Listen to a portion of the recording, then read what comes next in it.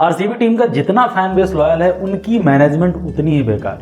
जहां आईपीएल की सारी टीमें मैदान पर जाकर मैच हारती हैं, आरसीबी की वही टीम ऑक्शन टेबल पर 50% से ज्यादा मैच हार चुकी होती है। इतने सालों से उन्हें यही नहीं पता चला कि जिस खिलाड़ी के पीछे वो पानी की तरह पैसे उड़ा रहे हैं वो उनके काम का है भी या नहीं। ओवर द ईयर ना जाने ऐसे कितने खिलाड़ी उन्होंने अपनी टीम में शामिल किया जिनका शायद इस टीम में कोई काम ही नहीं था, लेकिन फिर भी उन्होंने उस खिलाड़ी को बाई किया। तो बेसिकली आज के इस वीडियो में हम लोग डिस्कस करने वाले हैं कि ऐसी कौन सी टॉप 5 बाइज रही है आरसीबी की तरफ से जो शायद बेस्ट बाइज बनकर उभरी, और आई थिंक कौन सी ऐसी बहुत गंदी या बहुत खराब बाइज है जिनको मैं कंसिडर कर सकता हूं वर्स्ट बाई के तहत, जिसकी वजह से पैसा बहुत ज्यादा इन्वेस्ट होगा लेकिन रिटर्न में उन्हें कुछ भी नहीं मिला। तो सबसे पहले हम लोग बढ़ते अपने पहले सेगमेंट की तरफ, टॉप 5 बेस्ट बाई की तरफ। बढ़ते हैं नंबर 5 की तरफ, जहां पर हमने जिस खिलाड़ी को रखा है वो है क्रिस गेल। क्रिस गेल यानी यूनिवर्स बॉस, 2011 में टीम ने इनको बाई किया था 2.99 करोड़ में, यानी आप ऑलमोस्ट मान के चलिए कि 3 करोड़ रुपए में इन्वेस्ट हुए। 12 मुकाबले इनको खिलाया और 608 रन। उस सीजन इन्होंने ऑरेंज कैप अपने नाम किया था, जिसमें से 200 लगाए थे और 3 50s लगाई थी, प्लस 8 विकेट अपने नाम किए। आप सोचो ना कि उस टाइम 2011-12 में जहां अदर प्लेयर को 8 करोड़ 9 करोड़ 10 करोड़ मिल रहे थे, वहां पर 2.99 करोड़, मैं अप्रोक्सीमेट मान के चल रहा हूं कि 3 करोड़ रुपए में किसी प्लेयर ने इतना अच्छा डिलीवर कर दिया, वो आउटस्टैंडिंग है। इसीलिए इस लिस्ट की नंबर 5th पोजीशन पर हमने क्रिस गेल को रखा है। बढ़ते अपने अगले प्लेयर की तरफ, वहां पर हमने रखा है रजत पाटीदार को। रजत पाटीदार 2022 में टीम के साथ जुड़े थे 20 लाख रुपए के साथ। 2022 खेले, 23 में वो इंजर्ड रहे, 2024 वो दोबारा खेले। तो बेसिकली उन्होंने 2022 में उनको बहुत ज्यादा मुकाबले नहीं मिले, सिर्फ 8 मुकाबले मिले खेलने को, जहां पर उन्होंने 333 रन बनाए थे, जिसमें से एक शतक आप सभी को याद होगा, 112 रन बनाए थे, वो लखनऊ सुपर जायंट्स के अगेंस्ट था, जहां से उनको क्वालिफाई करके टीम को आगे पहुंचाना था। वो नॉकआउट मुकाबला था।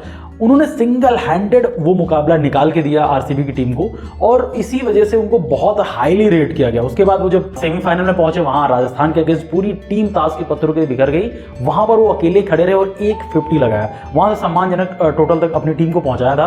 तो उस सीजन बेसिकली 8 मुकाबलों में 333 रन, जिसमें से 1 शतक 2 अर्धशतक। बहुत बड़ी बात होती है जब कोई पर्सन आपके लिए रिजर्व में आता है, दूसरे के रिप्लेसमेंट के तौर पर आता है, फिर आपको सिर्फ 8 मुकाबले खिलाओ और मैच विनिंग इंपैक्ट डाल के जाए, तो वो बहुत बड़ी बात होती है। तो ये तो उनका 2022 का स्टार्ट है।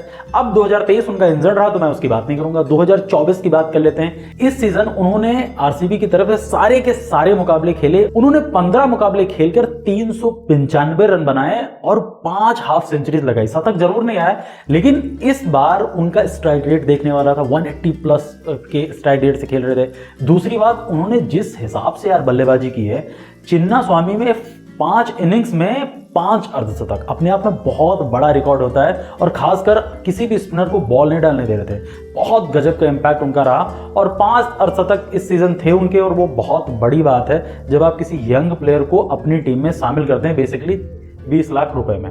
तो 2 सीजन उन्होंने दिए, 20-20 40 लाख रुपए, और उनको वापसी में क्या मिला आरसीबी टीम को, जिसमें से 1 शतक 7 अर्धशतक, टोटल 728 रन। आप सोचो ना, किसी प्लेयर को 40 लाख रुपए आप सिर्फ दे रहे हो और वो आपको 728 रन देके दे रहा है, और जिसमें से मैच विनिंग इंपैक्ट है। मैंने इस सीजन की बात कर रहा हूँ, 2-3 मुकाबले मुझे याद आता है जहां से उनका बल्ला नहीं चलता, खासकर एसआरएच के अगेंस्ट, वो वहां से उन्होंने मैच निकाल के दिया। इसके पिछले वाले 2022 के सीजन में 23 वाला तो इंजर्ड थे, 22 में लखनऊ और का मुकाबला सिंगल हैंडेड निकाला, तो वो बहुत बड़ा इंपैक्ट पड़ता है। इसीलिए नंबर 4th पर हमने रजत पाटीदार को रखा है। बढ़ते हैं अगले नंबर की तरफ। वहां पर हमने जिस खिलाड़ी को रखा वो प्रेजेंट टाइम में आरसीबी का हिस्सा नहीं है, वो प्रेजेंट टाइम में लखनऊ सुपर जायंट्स का हिस्सा है। वो है देवदत्त पडिक्कल। स्टार्टिंग में आए थे, आरसीबी ने उनको ड्राफ्ट में पिक किया था, या मैं बोलूँ बेस प्राइस पे डोमेस्टिक से उठा के लेके आए थे। डोमेस्टिक सर्किट में वो कर्नाटक के लिए खेलते हैं और यहाँ पर वो लोकल बॉय बन के आए थे। उनका परफॉर्मेंस बहुत अच्छा था। 2021 में टीम के साथ जुड़े, सिर्फ 30 लाख रुपए के साथ। वहां पर उनको 2 सीजन खिलाया गया। 21 में आरसीबी की तरफ से हाईएस्ट रन गेटर थे। अपने आप में बहुत बड़ा मुकाम होता ना, आपके साथ उस टाइम एवी डिविलियर्स खेल रहे थे, विराट कोहली खेल रहे हैं, उसके अलावा 1-2 प्लेयर बड़ा नाम आपके साथ जुड़ा हो, लेकिन वहां पर अगर आप निखर कर आ रहे हैं, हाईएस्ट रन गेटर हैं आरसीबी की मैनेजमेंट की तरफ से, आरसीबी की टीम की तरफ से, ये अपने आप में बहुत बड़ी बात होती है। उस सीजन उनको 15 मुकाबले खिलाए गए और उसमें 480 रन बनाए, जिसमें से 79 उनका हाईएस्ट था। और उस सीजन उन्होंने 4 हाफ सेंचुरीज लगाई। ओपन करते थे टीम के लिए और शुरुआती 2-3 मुकाबले की मैं बात नहीं कर रहा हूँ, वहां पर उनको ओपन करने का मौका नहीं मिला। रीजन था उस समय जो है विराट कोहली और अरोन फ्रेंच ओपन कर रहे थे, उसकी वजह से उनको ओपनिंग का मौका नहीं मिला, उनको नंबर 3 पर खिलाया गया। लेकिन उसके बाद जैसा ही एरॉन फ्रिंच को बाहर किया गया, देन उनको पूरे सीजन ओपन करने का मौका मिला और उन्होंने लाजवाब परफॉर्मेंस भी दी। फिर अगले सीजन 2022 में वो टीम के साथ जुड़े रहे। उस सीजन बिल्कुल ओपन किया, फ्रेंच को रिलीज कर दिया गया। तो विराट कोहली और पडिक्कल दोनों ओपन कर रहे थे, 14 मुकाबले खेले, जहां से 411 रन बनाए। उस सीजन वो टॉप स्कोरर नहीं थे, आई थिंक 3rd या 4th स्कोरर थे आरसीबी की तरफ से। और वहां पर राजस्थान के अगेंस्ट मुझे याद आता है वो एक लाजवाब 100, उसके बाद उन्होंने एक 50 भी लगाई थी।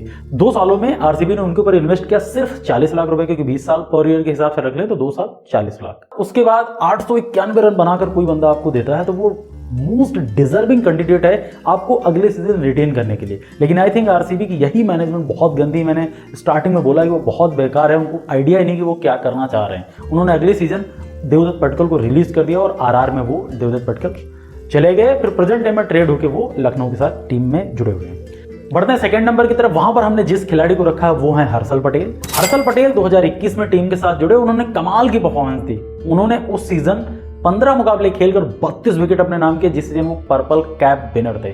आप सोच सकते हैं ना कि किसी गेंदबाज पर जब आप फॉरनेट की तरफ बढ़ते हैं, खासकर वो 10-12 विकेट लेके देता है, आपको बहुत बड़ा नाम होता है और आप उस पर इन्वेस्ट करते हैं 10 करोड़, 12 करोड़, 15 करोड़, लेकिन आपको वही इंडियन पेसर मिल गया।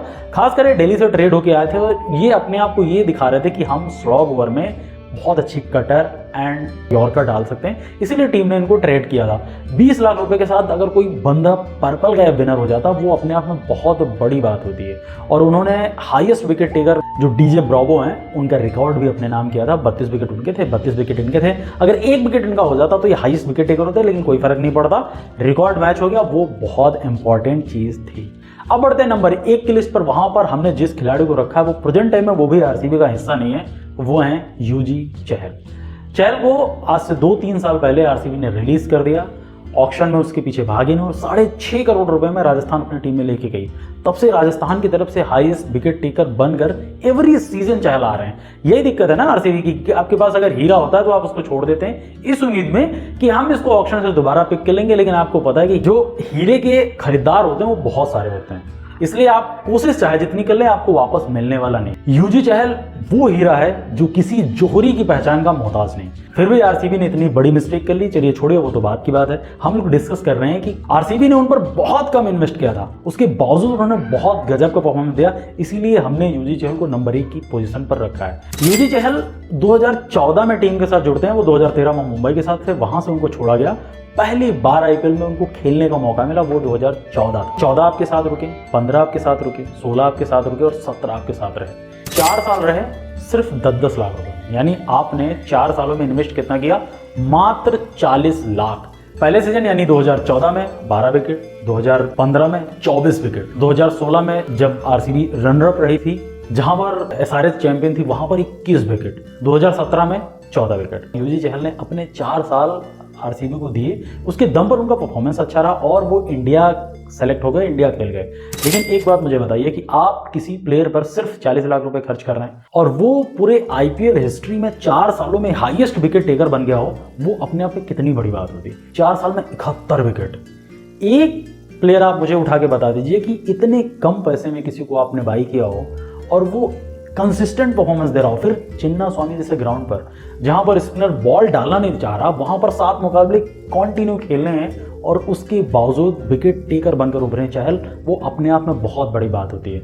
अब सोचो ना, अगर आई थिंक मुझे लगता है कि आरसीबी के पास बुमराह भी होते ना तो इतने बेवकूफ़ हैं कि ये बुमराह को भी रिलीज कर देते। और बुमराह आज मुंबई इंडियंस की रीढ़ की हड्डी है, आई थिंक चहल आरसीबी की रीढ़ की हड्डी की। मिडिल ओवर में जब भी विकेट की जरूरत होती थी सीधा बॉल चहल के पास जाता था, वहां से वो विकेट थ्रू करके देते थे और आई थिंक तभी वो इतना सक्सेसफुल थे।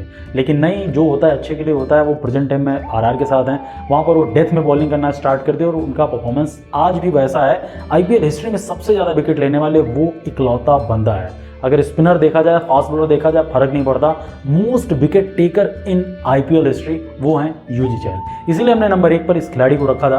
तो बेसिकली ये हमारे टॉप 5 प्लेयर हैं जो बेस्ट बाई के सेगमेंट में आते हैं। अब बढ़ते हैं टॉप 5 वर्स्ट प्लेयर की तरफ, क्योंकि वहां पर पैसा बहुत बहाया। मैंने स्टार्टिंग में बोला था ना कि इनको आइडिया नहीं कि किसको खरीद रहे हैं, किसके पीछे इतना इन्वेस्टमेंट कर रहे हैं, किसके पीछे पानी की तरह पैसा बहा रहे हैं, और ये अपनी टीम में शामिल करने की जद्दोजहद में लगे हुए हैं, और उनका परफॉर्मेंस बहुत ही खराब है। तो बढ़ते हैं अपनी लिस्ट की तरफ। वहां नंबर 5 पर हमने जिस खिलाड़ी को रखा है वो है सिमरन हेटमायर। हेटमायर 2019 में टीम के साथ आए थे 4 करोड़ 20 लाख रुपए में। 4 करोड़ 20 लाख रुपए में उस समय आए थे, क्योंकि मुझे याद है कि 2018 और 2019 में इंडिया और वेस्ट इंडीज का ओडीआई चल रहा था, जिसमें सिमरन हेटमायर ने 300 लगाए थे, विराट कोहली ने लगातार 300 लगाए थे। उसके बाद उनकी परफॉर्मेंस बहुत अच्छी थी, और बहुत कहते हैं हार्ड हिटिंग लेफ्टी थे ना, तो हार्ड हिटिंग करते थे और स्ट्राइक रेट बहुत अच्छा था। आई थिंक मुझे लगता है कि आरसीबी मैनेजमेंट ने ये सोचकर उन पर पैसा पाया कि वो आरसीबी के लिए बहुत अच्छी परफॉर्मेंस देंगे। उनका एक मुकाबला अच्छा भी गया। आप सोचो ना कि 5 मुकाबले खिलाए गए, जिसमें से उनके टोटल 90 रन है, और उसमें से एक मुकाबले उन्होंने 75 बनाए थे, जहां से वो मैच निकाल के लेके गए थे। अब आप सोचो कि सिर्फ एक मुकाबले में 75 रन, बाकी बचे 4 मुकाबलों में आपने बनाए 15। इसी वजह से मुझे लगता है कि उनको अगले सीजन रिटेन नहीं किया गया और छोड़ दिया गया। प्रेजेंट टाइम में आरआर के साथ जुड़े हुए हैं, अच्छी परफॉर्मेंस दे रहे हैं, मैं ये नहीं बोलूँगा, लेकिन अब उनको उतना मौका नहीं मिलता कि वो 60-70 तक जाएं। उनको पता है कि मुझे 4 ओवर का गेम खेलना है, फिनिश करना है। एज अ फिनिशर वो अपनी जॉब बहुत अच्छी तरीके से डन कर रहे हैं। तो वर्स्ट बाई में नंबर 5 पर हमने सिमरन हेटमायर को रखा है। नंबर 4 पर बढ़ते हैं, वहां पर हमने एक ऑस्ट्रेलिया का ऑलराउंडर रखा है, वो है डैन क्रिश्चियन। 9 मुकाबले खिलाए गए, जिसमें 40 से भी कम रन। अब आप एक बात बताइए, आपने 4 करोड़ 80 लाख रुपए उस खिलाड़ी पर इन्वेस्ट किए हैं, परफॉर्मेंस ग्रुप में अगर 36-37 रन हो और 4 विकेट हो, यार वो जस्टिफाई ही नहीं करता। इसी वजह से नंबर 4 पर हमने डैन क्रिश्चियन को रखा है। बढ़ते हैं 3rd पर, वहां पर हमने जिस खिलाड़ी को रखा है वो इंग्लैंड के बहुत बड़े खिलाड़ी हैं, वो हैं केविन पीटरसन। 2009 में टीम ने उनको बाई किया 7 करोड़ 60 लाख रुपए के साथ। बहुत बड़ा अमाउंट होता है भाई। उस टाइम आप देखो कि किसी टीम के पास इतना पैसा नहीं होता था कि वो किसी खिलाड़ी को 17, 18, 24, 25 करोड़ दे। प्रेजेंट टाइम में देख लो ना, मिचेल स्टार्क 24.5 करोड़ में गए हैं, सैम करन 18 करोड़ के साथ आए थे, कैमरन ग्रीन जो आरसीबी गए हुए हैं ऑलमोस्ट 17.5 करोड़। तो इतना पैसा नहीं होता, लेकिन 2009 में अगर आपको 7 करोड़ 60 लाख दिया जा रहा, बहुत बड़ा अमाउंट है। आज के 18 करोड़ और उस टाइम के 7 crore 60 lakh I think equal है, क्योंकि महंगाई इतनी ज़्यादा हो गई ना, तो उस टाइम वो बहुत बड़ा अमाउंट था। 6 मुकाबले खिलाए गए, 93 रन, बिल्कुल जस्टिफाई नहीं बॉस। 6 मुकाबले में अगर केविन पीटरसन जैसा बंदा जो ओपनिंग कर रहा है, जो नंबर 3rd पर खेल रहा है, और उसके बाद अगर 6 मुकाबले खिलाकर भी 93 रन है, तो आई थिंक ये जस्टिफाई नहीं है। इसीलिए वर्स्ट के लिस्ट में मुझे नंबर 3rd पर इनको रखना पड़ा। बढ़ते अपने सेकंड खिलाड़ी की तरफ। वहां पर हमने जिस खिलाड़ी को रखा है वो एक और फॉरेनर हैं। इस लिस्ट में आई थिंक सारे के सारे फॉरेनर ही हैं, क्योंकि इंडियन आपको रेयर केस में कोई दिखेगा जो बहुत बड़ा अमाउंट लेके आया और आई थिंक वो परफॉर्मेंस नहीं दी। बेस्ट में आई थिंक सारे के सारे लगभग इंडियन आते हैं, और वर्स्ट में फॉरेनर, क्योंकि जो हमारी टीम होती है उनकी मेंटालिटी होती है कि ये ऑस्ट्रेलिया का प्लेयर है, इंग्लैंड का है, साउथ अफ्रीका का है, न्यूजीलैंड का है, तो ये बहुत अच्छी परफॉर्मेंस देंगे। ऐसा पॉसिबल नहीं बॉस, क्योंकि वो अपनी टीम के लिए तो बहुत अच्छी परफॉर्मेंस देते थे, लेकिन आई थिंक आईपीएल का कोड हर किसी को क्रैक करना नहीं आता। हर किसी की बस की बात नहीं है कि इतने दबाव वाले मुकाबले में आपको मैच निकाल कर दे। दूसरी बात कॉम्बिनेशन की बात है। हो सकता है कि कोई बंदा अपनी इंडियन टीम में नंबर 4 पर खेल रहा है और आईपीएल में वो नंबर 3 या ओपन कर रहा है। वही फॉरेनर हो सकता है कि ओपनर हो कहीं का, और आपके लिए वो स्लॉट नहीं बना, तो आप उसको फिनिशर की जॉब दे रहे हो। इस वजह से ये कॉन्फ्लिक्ट होते रहते हैं। सेकंड पर बढ़ते हैं, वहां पर हमने जिस खिलाड़ी को रखा है वो है शेन वॉटसन। मैं 2017 के सीजन की बात करूंगा, 2016 में बात नहीं कर रहे हैं, क्योंकि 2016 में अगर वॉटसन का दिन होता तो आई थिंक आरसीबी वो चैंपियनशिप नाम कर चुकी होती। अगर आई थिंक 2016 का वो फाइनल हराया हुआ है, तो मुझे लगता है कि वो वॉटसन का है। मैं ब्लेम नहीं कर रहा हूँ, मुझे लगता है कि वॉटसन के कैलिबर का खिलाड़ी अगर 25-30 रन बना देता, और वो जो रन पड़े जो बिन कटिंग ने उनको मारा था, वो शायद 4 ओवर में 50 हो गए थे, अगर वो नहीं होते, उसमें से 45 ही होते या आई थिंक 40 होते, 10 रन उधर शॉर्ट होते और इधर 10-15 रन ज़्यादा बना देते, तो वो मैच, वो चैंपियनशिप आरसीबी जीत चुकी होती। लेकिन कहते हैं ना, लक फैक्टर बहुत मैटर करता है। आई थिंक आरसीबी का लक अभी तक उसके साथ आया नहीं है।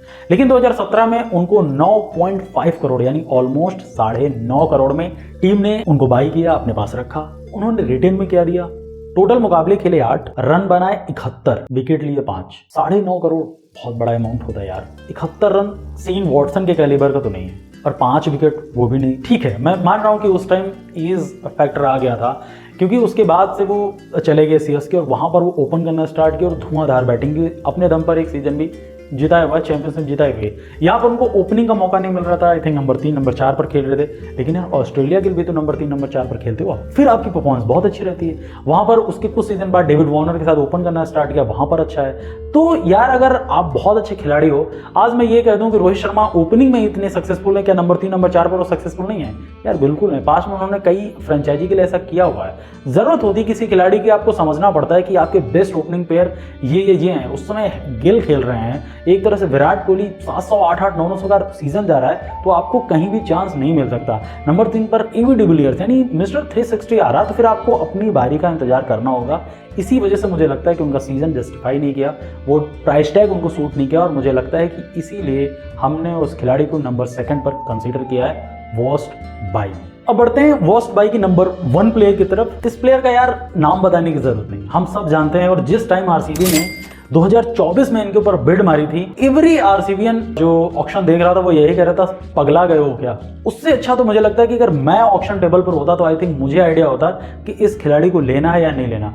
अब उनका स्क्वाड कैसे काम कर रहा है मुझे ये चीज़ नहीं पता, कि स्क्वाड का काम होता है 12 महीने एक्टिव रहना, हर डोमेस्टिक में जहां पर मैच हो रहा है, जितने सर्किट हो रहे हैं, खासकर इंटरनेशनल के सारे मैच ऑब्जर्व करना, कि अगर आप किसी फॉरनर की तरफ भाग रहे हो तो उसके स्टैट्स आपके पास पहले से ही अवेलेबल हैं। अब समझ गए होंगे मैं बात कर रहा हूँ अल्जारी जोसेफ की। 11.5 करोड़ में टीम ने उनको अपने पास रखा। 11.5 करोड़ यार, अल्जारी जोसेफ 11.5 करोड़। इसके अलावा देख लीजिए मुंबई ने 5.5 करोड़ रुपए में जेराल्ड क्वेजियो को अपने पास रखा।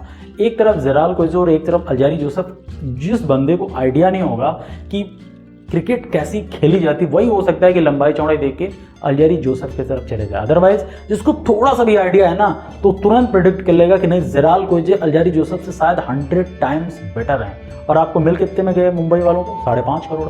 आपने उनमें इन्वेस्ट किया 11.5 करोड़ रुपए। किया क्या? 3 मैच खिलाए, 1 विकेट लिया।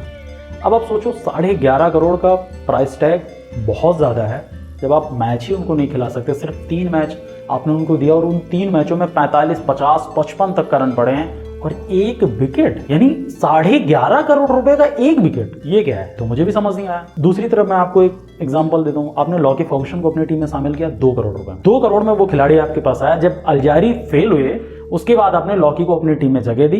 हर एक मैच में 1 से 2 विकेट निकाल के तो आपको दे रहा है। रन पड़ रहे हैं उसको भी पड़ रहे हैं, 50 पड़ रहे हैं, 48 पड़ रहे हैं, किसी मैच में 55 भी पड़े हैं। विकेट एटलीस्ट 1 से 2 तो उसने लिए हैं ना। 3 मुकाबले अल्जारी को आपने दिए, 55, 50, 60 रन देने के बाद अगर 1 विकेट मिला तो वो कहां से जस्टिफाई हुआ? हाँ, इसका प्राइस टैग अगर 55-60 लाख रुपए होता तो मुझे लगता है चलो ठीक है यार, 50 लाख का 1 विकेट पड़ गया। 11.5 करोड़ रुपए का 1 विकेट।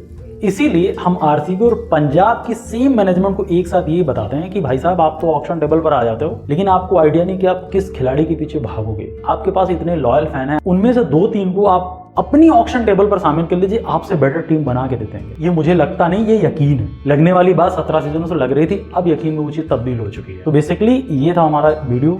टॉप 5 के बारे में हमने बात की जो बेस्ट हैं, उन टॉप 5 की हमने बात की जो सबसे खराब हैं, सबसे वर्स्ट उनका परफॉर्मेंस रहा, उनमें इन्वेस्टमेंट सबसे ज्यादा की आरसीबी मैनेजमेंट, उनकी रिटेन में कुछ नहीं मिला। बाकी आपको क्या लग रहा है कि ऐसा कौन सा खिलाड़ी रह गया जिसपे आई थिंक बहुत ज्यादा पैसे इन्वेस्ट हुए हैं या बहुत कम पैसे इन्वेस्ट हुए और उसकी परफॉर्मेंस बहुत अच्छी है, बहुत गिनती रही? वो चीज बताना आप हमें कमेंट सेक्शन में बिल्कुल मत भूलिए। बाकी हम मिलते हैं एक नए वीडियो के साथ, तब तक के लिए जय हिंद।